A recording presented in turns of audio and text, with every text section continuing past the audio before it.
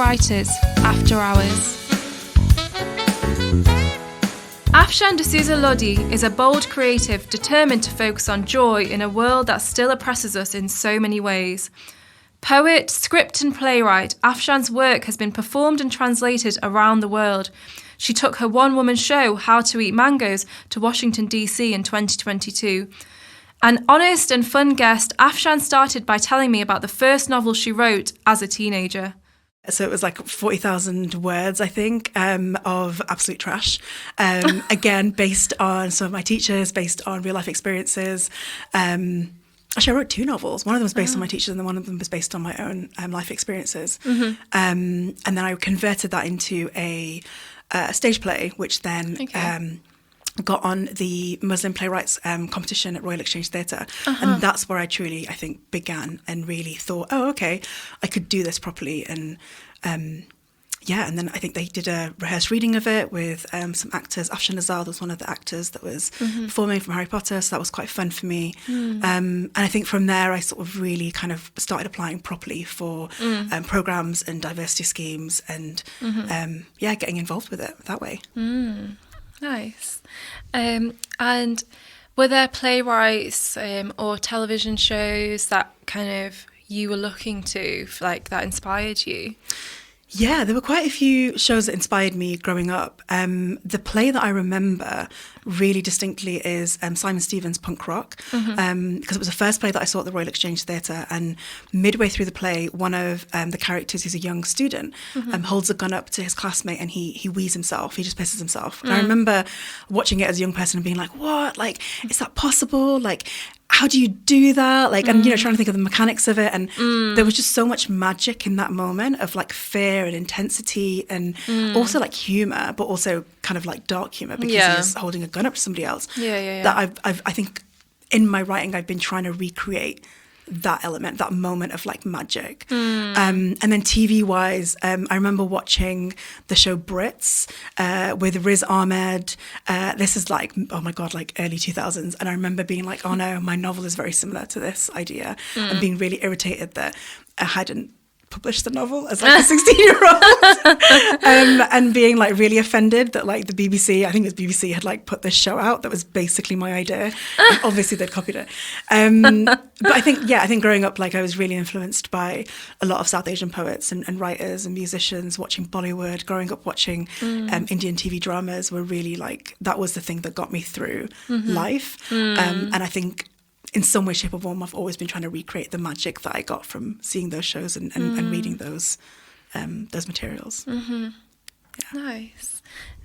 So you've gone from the Royal Exchange to all the way to Washington, D.C. Yes.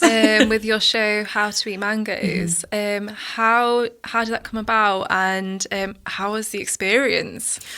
Yeah, so How to Eat Mangoes has been a really strange one. Initially, the idea came about when my debut poetry collection, Ari Desire, was being published, and within it I've got a poem talking about how the South Asian diaspora clings onto a mango as a sort of like way of trying to understand culture. And it's supposed to be like a bit of a piss take. It's supposed to be quite ironic, playing on like Salman Rushdie's idea of like mangoes being something that the diaspora clings to. And I thought as a way of promoting the book, I would write a play. I'd write a one-person show called How to Eat Mangoes, and play with this idea. Unfortunately, COVID happened that same year, which meant that I couldn't take the show out. And at the same time, I joined Georgetown University's Performance and Politics Lab with 9 other brilliant theatre makers, performers and academics from across the world. And they really encouraged me to play with joy and with fun. And also have politics in it, but like to a lesser extent. I think my focus throughout 2020 to 2023 has been around joy, and not just in the process, but also in the product and what we create. And so How to Eat Mangoes became very much about this idea of how do we explore joy in a world where everything is set up to make us feel like shit, so that it can sell us stuff in a world that's very capitalist. How do we say no to that and support each other and really take care of each other? I think that show did quite well in DC. I brought it to the UK as well quite recently. And then the BFI last year gave me some funding to turn that idea into a feature film. So I've been working on that for the past year. Okay. I've got a treatment ready, so if there's any producers listening that are interested in that idea, come hit me up on Twitter or email. Ideally I'd love to turn it into something. I think it's got legs of some sort. I recently saw it as part of Bisexual Baddies, and it's a lot of fun. Actually, with that show, it's kind of, you got the sensual element, and how's it been for you, like exploring your sensuality and sexuality through your creative work? You know, like, have you felt like nervous about that, or afraid as like a Muslim woman? All the above. I think for me, growing up, I was always, I wouldn't say obsessed with sex, but I think it was always something that came up in a lot of my work, as maybe it's because of the taboo that was associated with it. And I think, mangoes are also such an erotic fruit, as are pomegranates. And there was something for me about how, as a diaspora, we cling on to something, but also then have this taboo around sex and sexuality, which is part of the colonial hangover. It's, for me, it's this prudishness that I think a lot of South Asians still have clung onto for decades has been because of British colonialism coming in and shifting how we view ourselves and how we view sexuality.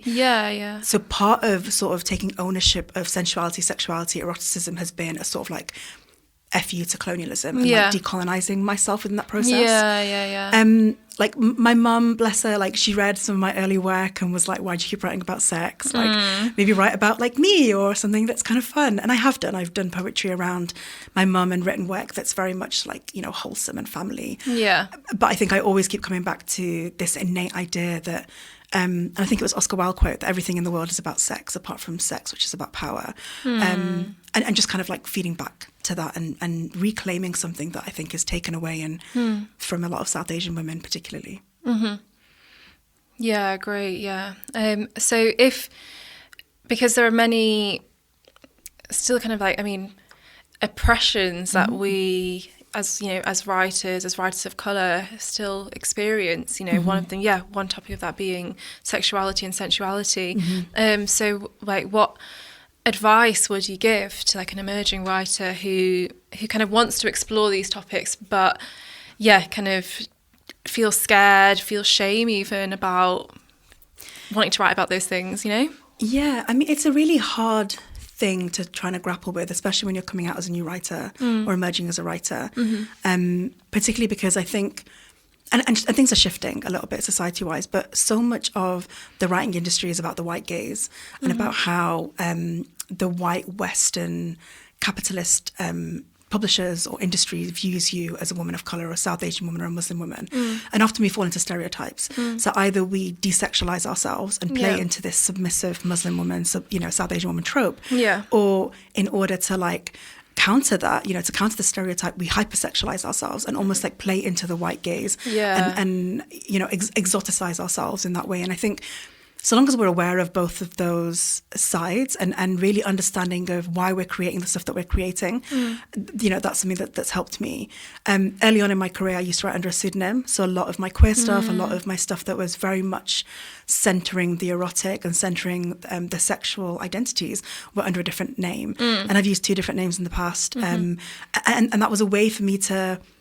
And, Rosie Garland does it as well with her pseudonym, is that it allowed me to really explore another side of myself and almost create a persona that then wouldn't come back to me necessarily, so I could be as like queer and sexual and weird as I wanted to in this other space as Tara Ali did, and then come back to myself as afshan lodhi and write the other stuff. And obviously as time's gone on, I haven't needed that other pseudonym as much, and I don't even use Tara at all anymore.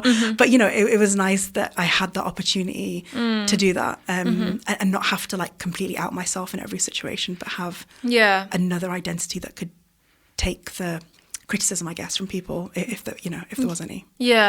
So almost like being okay with like different ways you can help yourself and kind of facilitate your own creative process. So whether it's a pseudonym or so that's interesting. Women have been writing under anonymous and under male names for centuries. It's not a new thing. Unfortunately, it's not a new thing. And I think the society will always criticise us for being women and for, regardless of whether we're brown women or South Asian women or Muslim women. So whatever we can do to protect ourselves within that, it's not, it shouldn't be looked down upon to have a pseudonym or to write under anonymous. I think it's definitely a really powerful thing, and particularly with the politics of what's going on in the world now, it almost feels like sometimes in order to say the things that are really necessary, we need to protect ourselves and protect our identity. Yeah, exactly. And it's not like a failure on our part. It's a reflection of the reality that we live in. 100%. So you mentioned your collection, Ari Desire, yes. and I mean all the brilliant work you've done. What are you most proud of? I think I get asked this question a lot, and every time I get asked it, I change my answer. Okay. So right now, I guess I'm most proud of. There's a stage play that I'm writing called Chop Chop, about 4 Muslim women working in a halal butcher shop, and a murder takes place, or they accidentally murder somebody. Let's make it active. They accidentally murder somebody, and then they have to deal with it. And it's sort of like a comedy drama. It looks at loyalty within women, what it means to be in a women's only space, what happens when the patriarchy in the form of a white inspector comes in and sort of challenges that space. How does that work? How does the dynamic of the women work together? And for me, it's been, I think, weirdly, my most successful piece. It's the piece people like to see a lot of. There's been a monologue version of it. There's been a radio play version of it. The TV pilot version got on the Muslim list last year and is currently being, in developed with producers. The stage play is being produced with Royal Exchange Theatre. So it feels like it's a story that people are really resonating with for whatever reason. And it's just funny. And I wrote it to have fun. And it's become a bit political since then. I've done a lot of work developing it. But for me, I think it's being able to have 4 Muslim women of different racial backgrounds and identities and ethnicities come together and be able to have conversations about liberalness, conservatism, feminism, even like Andrew Tate, for example, within a safe environment, and use comedy as a lens to do that. I think that, for me, that's my most proudest work. Wonderful. At the moment, anyway. Ask me again in a week's time and it'll be a different answer. That's great. With the various commissions that you get, how do you kind of manage to stay feeling creative and free, and do you have kind of your like a ritual, or kind of how do you maintain your kind of your internal space of being creative? I used to, quite a few years ago, do morning pages. So wake up in the morning and spend a certain amount of time writing. I haven't done that in a few years. And I've been quite privileged in that a lot of the programs that I've been part of allow me to write without being attached to a commission. More recently anyway. I think there was a time when everything I was writing was being attached to a commission. And I think it's getting closer to that right now. But I think it's about finding space and finding people to hold accountability with. So I've got a lot of friends that I share scripts with, and they share with me, and we give each other deadlines, and it's a good way of, for my ADHD brain to have a deadline to be able to stick to. So I'm also creating stuff, but also it's not being prescribed by a theatre or by a production company, because it's not attached to anybody. So I'm allowed to write whatever comes to me and explore the stories and the characters in whatever way I want to. I'm always writing something that I shouldn't be writing, because I should be writing the commissioned thing. So it feels a bit naughty sometimes, and I feel a bit guilty about it, but it's fun. Like, I'm not going to stop. There'll always be something I'm writing that I shouldn't be writing and focusing on something else. And that's where the, Chop Chop came out from that. Chop Chop I was writing when I was supposed to write another play. And then it is becoming now a commissioned piece, multiple different ways. And now there's other stuff that I'm writing when I should be writing Chop Chop. So it's like, there's always going to be a cycle. So it's almost, again, like not like judging yourself or holding yourself back. It's like, whenever the creativity is flowing, even if it's something you shouldn't be doing. But then as well as that, like, I think I'm fully freelance as a writer now, so I have to make sure that I take my job, which is writing, as seriously. So it is kind of going, okay, 9 to 5, we're going to work, do it as a work day, or 10 to 4, whatever it is. Have a lunch break in between.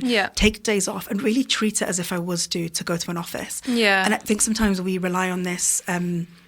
This idea of like the inspiration will strike when it strikes, and it takes us 20 years to write a book or a play. And I think it's because we're not taking ourselves seriously. I think we have the ideas and we have all the words within us. It's about setting down a schedule and treating it as seriously. And sometimes it's that fear of, we're unsure of ourselves and we're scared that it's not going to be the best work, and we don't want to be judged for it, so we don't put 100% of our energy and effort into it, Yeah. And I think that, we're doing ourselves a disservice through that. Yeah, and maybe scared of like investing time for something that maybe doesn't come out perfect, That's it. But then I'd ask you, like, why are you making that stuff that you're creating? Who is it for? And I think first and foremost, it should be for yourself. And then it should be for X, Y, and Z. And, once you've got your audiences figured out, hopefully that should give you a bit of a boost as to why you're creating, and help you wake up in the morning and go, okay, I'm going to put my clothes on and make a cup of tea and then start by 9 o'clock. Sit at a desk or find a hot desking space, or I go to cafes with my friends and we hold each other to account with that. Take a lunch break, gossip in between as we would do if we were in the office. Take a break, go out for a drink or a coffee afterwards. You've got to treat it like a proper job. Yeah, and like with any job, it's like you have to keep in mind your purpose and like, your goal, and Exactly. like you said, your audience as well, and who you're writing for. I want to talk a little bit about creative community, because I know you travel a bit with like your work that you do, and how's it been creating communities? Because you've set up like various initiatives in Manchester and maybe beyond. I'm not aware of yet, but for example, Words with Friends, and you've got the network that you do through Home in Manchester. So how do you find that process, and then how do you kind of keep that alive when you're traveling and can maybe feel a bit traveling can be isolating, and going into completely new spaces. So writing for me can be quite an isolating thing. And I think the best thing that I've done is join collectives and groups and start collectives and groups. And it's been a way to keep me accountable, but also to help us find funding, to support each other. Often, I mean, maybe it's not a good thing, but we always create a WhatsApp group. Back in the day, it used to be Facebook, but we don't use Facebook in that same way anymore.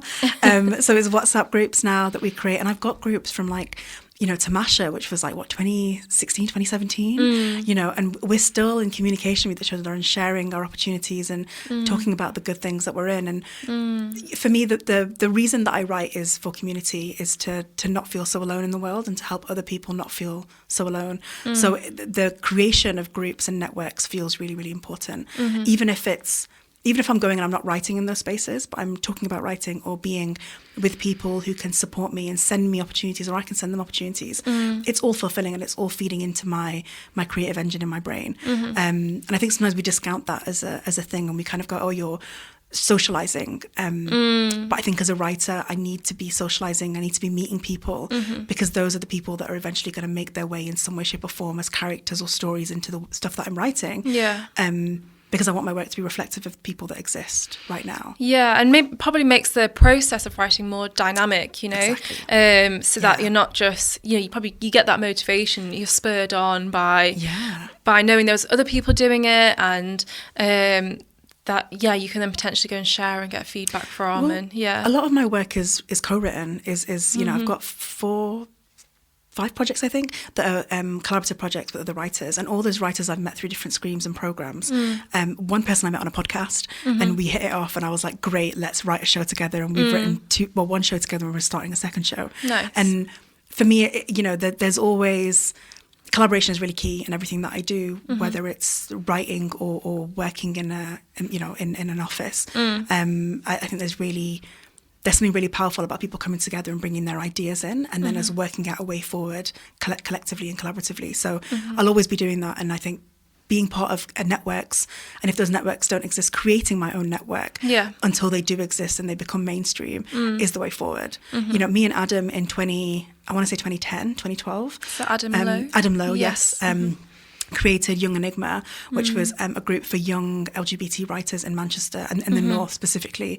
And that was because we noticed that a few of the initiatives that are Northern focused had dropped down. And we ran that, and it still exists as an entity right now. We don't necessarily do events in the same way, but we were the first writers in residence for LGBT History Month. We went to Edinburgh.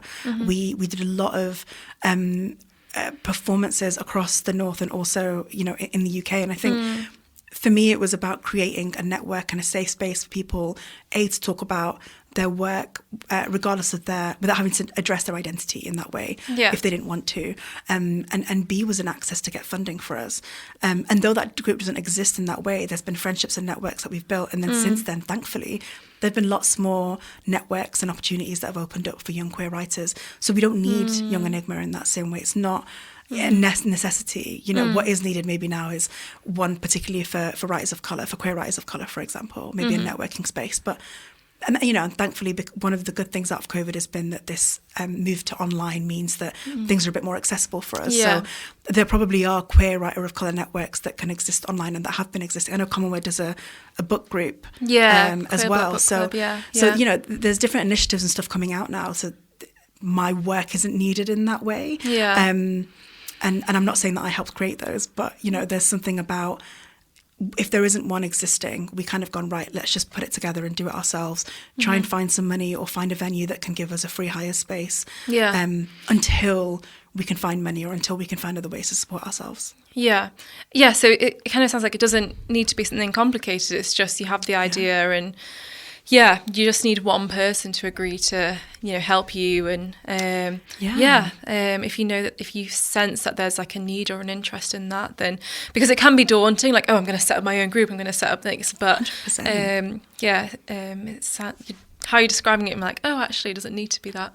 No, I think the key thing is consistency. And with Identity Writers Group, you'll know that like Wednesday evenings, they've been running for like since the 80s. And I was part of them, and it's and sometimes I remember when I was running them, I'd turn up and there might be nobody there, but just the act of being there and writers knowing that every Wednesday evening you could turn up and there would be Identity Group on, unless it was Christmas or something. People built trust with that, and they knew that they could then come in and they didn't have to come every single time. And I think the thing that we sometimes disservice ourselves with is by kind of going, we have to meet X amount, we're going to meet once every month, for example, and then we don't meet that month, and then we don't meet the next month, and then suddenly it dies down. You need to come in, and I think sometimes just two people meet up. It doesn't have to be every single one of you in that collective or the group that come together. But it's a space that you're creating, and consistency for yourself as well, taking yourself seriously and taking everybody else's time seriously as well within that space. Thank you. I'm absorbing this as well. It's for me and the listeners. I love that. You mentioned yourself like attending Identity Writers Group and probably like co-facilitating as well whilst you were working at Common Word. So just wanted to end on more of a Common Word question, which is what does your experience with the organisation mean to you, both like in your in your working life, creative life? Common Word politicized me. I came to Manchester as I'm from Manchester, but I did my degree in London, and I came back to Manchester as a 21-year-old thinking I knew everything that was going to happen in the world. I did philosophy for my undergrad, so obviously I had all the answers. And I think I came in and had I think I understood racism and I understood some of the issues, but I didn't really understand the historical context. And I thought this was a new thing that we were talking about. And I think joining Common Word really allowed me to understand the history of activism, particularly in Manchester, through writing and resistance through writing in a way that I think I wouldn't have done otherwise had I not joined the organisation. And when I first came in, I did Black Rights Conference in 2013. That was insane. Like, to come in and run a conference as my first proper job I have no idea how Pete trusted me with that, but he did, and here we are. He has good instincts. He has good instincts, that's yes. But I think it definitely allowed me access into a world of writing and creativity and really thinking about development seriously, and it's something that I've taken with the rest of my work. So even though I'm fully freelance and I write, I always mentor writers. I'm always running development programs or advising and consulting with organizations to make sure that they are more diverse and being more accessible to newer and emerging writers. So Common Word gave me that access point. It gave me that context to be able to, it gave me the wording to be able to contextualize my own life and my own identity within a new writing or publishing or any other form. So I think I have a good relationship with Common Word. I mean, we love you. So thank you you so much, Afshan. It's been you. really lovely chatting with you, and best of luck for your next ventures. Thank you, and thanks for having me. Here's this episode's writing prompt. Write about a character confronting a taboo.